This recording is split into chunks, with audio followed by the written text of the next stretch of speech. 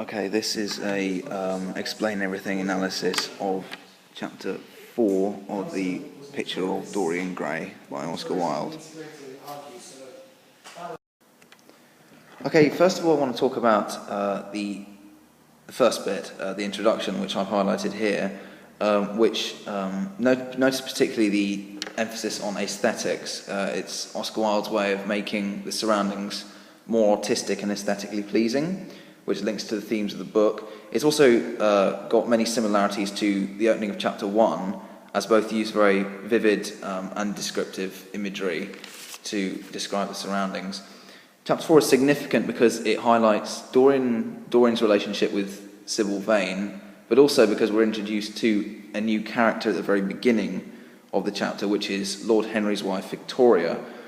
Now, this is her first and only appearance in this book, and the first impression you get of her is one of untidiness, which I'm going to highlight here. Her untidiness, I think, perhaps signifies her disordered and confused relationship with her husband Henry. Particularly dresses always as look they've been designed in a rage and put on in a tempest. But also that she has kept all her illusions, that's another quote. That she is still trying to maintain this respectable exterior, but she's clearly a bit insecure, and also that she is usually in love with somebody. I just also want to highlight the fact that she laughs nervously when she speaks, and also in the next bit when this nervous staccato laugh breaks from her lips. I think that kind of highlights the marked effect that Dorian's appearance and presence has on other people, particularly women in this, as she is the first female character introduced, and you see it highlights her insecurities. And also on this next page, I apologise for it being vertical, nervous staccato laugh, I think it's quite detached, because staccato means detached, it's an Italian word. It's uncomfortable, it's forced, yet again it's insecure. Right, let's move swiftly on to Dorian's relationship with Sybil, which is the main focus of this chapter. Now, the first thing that catches your eye really is that he introduces her as a genius. And I think that this is an important statement about his love and affection for her, is that one could argue that there isn't actually true pathos, there isn't actually true love, that his love more stems from her extraordinary acting talent rather than from her beauty. But I think perhaps he loves her because in some way he sees art in her portrayal of Shakespearean characters like Ophelia, like Juliet, that she herself has made herself even more beautiful and faultless in her art. In some way, Dorian is seeing her as perhaps an exquisite piece of art rather than a person, in some way dehumanizing her, making her more like a piece of art rather than an actual personality. It's almost, I think, reminiscent, his affection for her, it's almost reminiscent of Basil Hallward's relationship with he himself, is that their relationship is mainly built on inspiration rather than friendship, and that I think his awe for her is overriding his passion. I want to move on now to Dorian's description of Sybil Vane, that's the one, or as he calls her here, Juliet. Now here,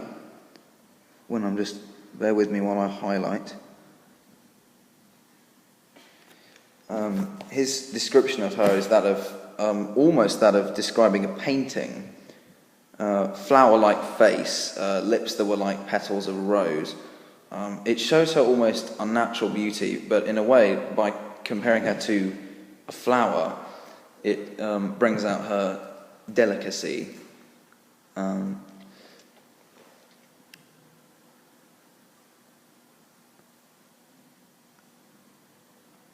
her voice he compares it to that of a musical instrument, deep mellow notes that sound like a flute.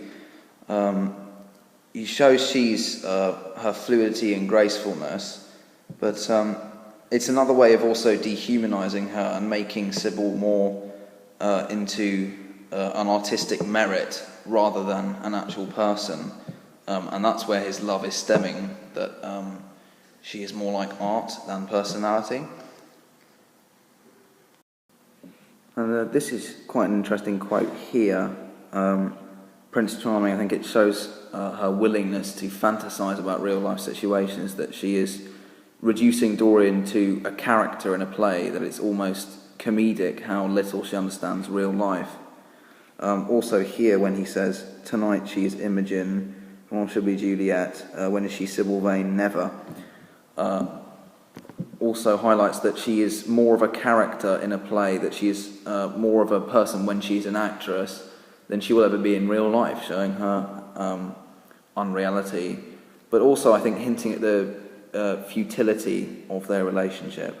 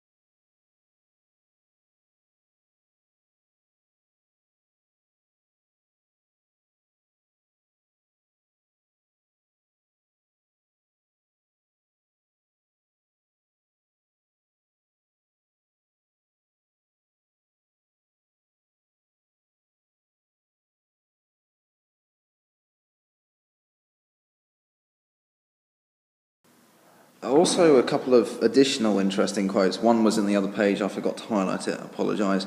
But it's also at the start of this one is, I want to make Romeo jealous. I want the dead lovers of the world to hear our laughter and grow sad. So this little bit up top and the bit on the opposite page.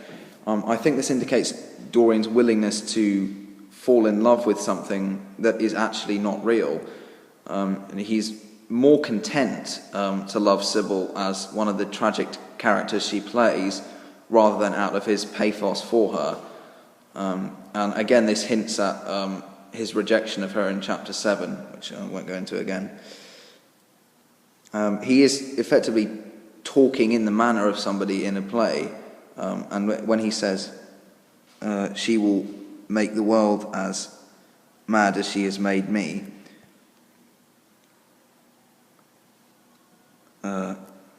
just here, hints at his ownership of her, the fact that he wants to show her off, to parade her around as an artifact, as almost a piece of art, yet again. This is the final bit I'm going to analyse, you'll be glad to know. This quote here I think is significant because Lord Henry is, I think, effectively studying Dorian methodically, almost scientifically, and he had begun by vivisecting himself, which is basically cutting something open and picking them apart and observing the intricacies within. Effectively, there's hints of him seeking to corrupt Dorian Gray, to distort this perfect image that Basil Hallward has of him, and that he painted and that he refuses to get rid of. And also finally, there's hints of corruption at one cannot wear over one's face a mask of glass, nor keep sulphurous fumes from troubling the brain, sorry. Now this again, mask of glass is the sort of facade, and it's the attempt to avoid being corrupted by the world, and the sulphurous fumes symbolising the corruption. I think that Lord Henry is almost pondering corruption as a method of studying Dorian greatly, and that there is a delight in that he seeks.